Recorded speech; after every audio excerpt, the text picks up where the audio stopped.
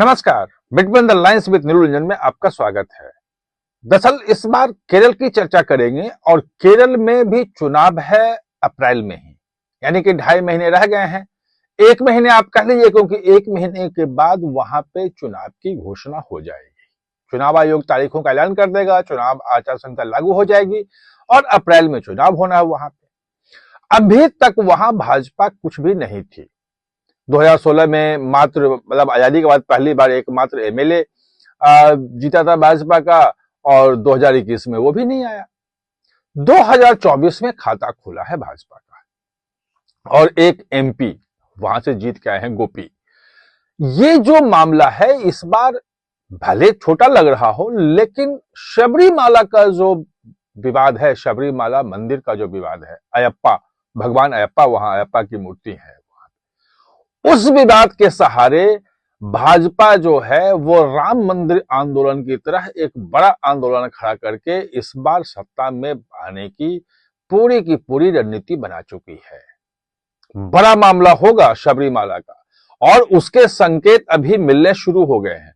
उस दिन अमित शाह गए थे और बैठक की थी, और जो उसमें उन्होंने जो नए जो चुन के आए थे स्थानीय निकायों के प्रतिनिधि, उनको संबोधित करते हुए जो बोला था, उसमें शबरीमाला को बोला था और कहा था कि भाई सबरीमाला में जो सोने की चोरी हुई है वो गलत है और उसकी निष्पक्ष जांच एजेंसी से जांच होनी चाहिए थी। और विजयन जो जांच करवा रहे हैं, मुख्यमंत्री विजयन जो जांच करवा रहे हैं, उसमें जो एफआईआर हुई है उसको डिजाइन ही इस ढंग से किया गया है कि उनके बड़े लोग बच जाएं। बड़े लोग मतलब जो मंत्री उनके पिछले 10 साल में हैं, जिस दौरान में चोरी हुई है, और जो देवस्थान बोर्ड जो वहां पे तमाम मंदिरों को देखने वाला जो विभाग है, उसके जो मंत्री हैं, वो अपने बड़े मंत्रियों को बचा रही है। वैसे जो त्रावणकोर देवस्थान बोर्ड जो है, जो शबरीमाला मंदिर की देखरेख करता है, और उसमें भी जो अभी तो मुख्य पुजारी अरेस्ट हुआ है, 3-4 लोग जो अरेस्ट हुए हैं बोर्ड के जो मेंबर थे, वो सीपीएम के बड़े नेता थे, वहां सीपीएम से जुड़े हुए ही थे। यानी कि पूरी चोरी में वो उनका हाथ है। और इसीलिए, और एक चोरी ये नहीं है, हाई कोर्ट ने अभी एक और वहां का जो देवस्थान बोर्ड, जो त्रावणकोर देवस्थान बोर्ड है, उसके बिजनेस डिपार्टमेंट ने रिपोर्ट दी है, और वो कहा है कि भाई यहां तो हजारों करोड़ रुपए के घी के जो बेचा जाता है, जो घी चढ़ाया जाता है, वहां पे दिए जलाए जाते हैं, उसमें भी घोटाला हुआ है।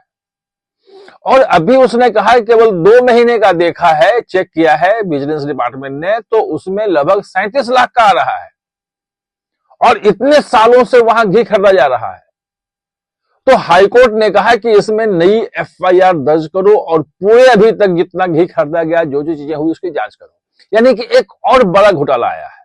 खैर, वो जो घोटाला है, और शबरीमाला मंदिर जो है वो खासतौर पे हिंदी भाषी उत्तर भारत के लोग ज्यादा नहीं समझ पाते हैं, लेकिन अगर आप सीपीएम का इंटरनल जो सर्वे हुआ था उसका आप ध्यान दें, जुलाई के आसपास में हुआ था वो, तो उसमें आया था कि जो सीपीएम को जो वोटर हैं, जो एलडीएफ को मेनली सीपीएम के नेतृत्व वाला जो लेफ्ट डेमोक्रेटिक फ्रंट जो है एलडीएफ, उसके जो वोटर हैं 90% अयप्पा के भक्त हैं। और ये देख करके जो सीपीएम, जो विजयन सरकार शबरीमाला में महिलाओं को प्रवेश की याद दिलाने के मामले में किस ढंग का खेल कर रही थी, वो सब जानते हैं। 2017-18 की बात है, उसने 20 सितंबर को वर्ल्ड अयप्पा संगमम करवाया, मतलब तमाम दुनिया भर के अयप्पा भक्तों को बुला करके, और वहां पे पूरा शरणागत पूरी तरह से थी। तो ये उसकी ताकत है। यानी कि अयप्पा मंदिर जो है वो, जैसे उत्तर प्रदेश में राम मंदिर आंदोलन पूरे उत्तर भारत में बिहार भाजपा को स्थापित कर दिया, जो वहां जो अभी अमित शाह ने बैठक ली, उसमें ये बात आई कि वैसे ही क्षमता जो है पूरे केरल को झकझोरने की, और खासतौर पे हिंदुओं को एकजुट करने की क्षमता जो है वो अयप्पा मंदिर में है। और वहां जो, अगर आपको नहीं पता है तो थोड़ा बता दूं मैं, कि सीपीएम जो मुख्य तौर पे पॉलिटिक्स करती है वहां, वो हिंदू की पॉलिटिक्स करती है। आश्चर्य रहेगा, लेकिन हकीकत यही है कि सीपीएम जो है केरल में हिंदू की पॉलिटिक्स करती है, वो इसलिए करती है कि उसका जो मेन कैडर है वो इडवा जाति से आता है, ओबीसी की जाति है और लगभग 24% पॉपुलेशन वहां पे है। मेन कैडर सारे के सारे वहीं से आते हैं, इडवा से आते हैं वहां पे पूरा, तो उनका ख्याल रखना पड़ता है।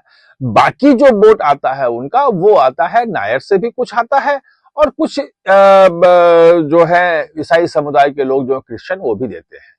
जो मुस्लिम वोट है वो भी लगभग 23-24% है, वो मुख्य तौर पे इंडियन यूनियन मुस्लिम लीग के साथ है और वो जो वोट है वो उत्तरी केरला में सेंटर्ड है, मेनली मल्लापुरम और कोझिकोड और ये सब इलाका आप देखेंगे तो वहां है। वायनाड भी उसी में आता है, वो उत्तरी केरल और मध्य केरल के बीच में है, तो वहां भी है बहुत, लगभग 44% पॉपुलेशन वायनाड में, जहां से प्रियंका गांधी और राहुल गांधी जीत के आते हैं वहां है। तो वो मुस्लिम वोट जो है वो उनकी तरफ है।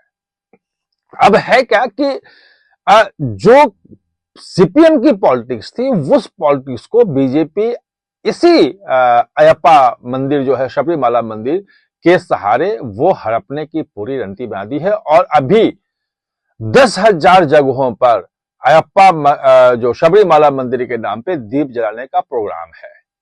आगे और भी जो पूरे की पूरी भाजपा की जो वो बनने वाली है, चुनावी रणनीति बनने वाली है, चुनाव प्रचार का अभियान का पूरा जो केंद्र में होगा वो शबरीमाला मंदिर होगा, ये स्पष्ट संकेत मिल रहे हैं और उसमें क्षमता भी है।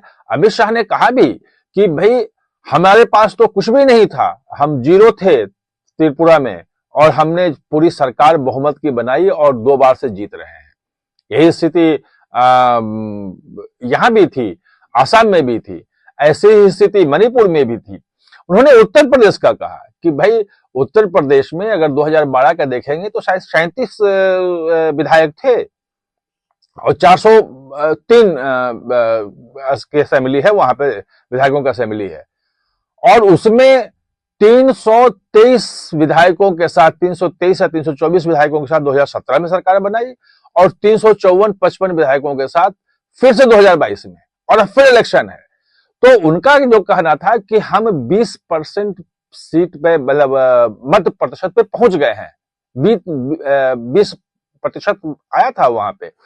2014 में देखेंगे तो 10% के आसपास वोट था 2009 के 14 के इलेक्शन में, और 19 का जो लोकसभा इलेक्शन था उसमें 15% के आसपास 16% था, और 2024 का इलेक्शन जो हुआ जिसमें गोपी जीते, जो पहली सीट जीती, उसमें 20% वोट आया था, और जो लोकल बॉडी का इलेक्शन हुआ उसमें भी लगभग यही है बना हुआ। तो उनका कहना था कि 20% एक बड़ा हमारे पास वोट बैंक है और इसके बाद 30 और 40 पहुंचने में देरी नहीं लगेगी। अब देखना यह है कि शबरीमाला मंदिर जो है, अयप्पा की कृपा जो है, जैसे राम की कृपा उत्तर भारत में भाजपा पे हुई, उत्तर प्रदेश में हुई, वैसे कृपा केरल में होती है या नहीं होती है। आप हमारे साथ जुड़े, इसके लिए बहुत बहुत धन्यवाद। और हाँ, चैनल को सब्सक्राइब करना ना भूलें, इसका बेल आइकन दबाएं ताकि नया वीडियो कोई भी आए तो उसका नोटिफिकेशन समय पे आपको मिल जाए।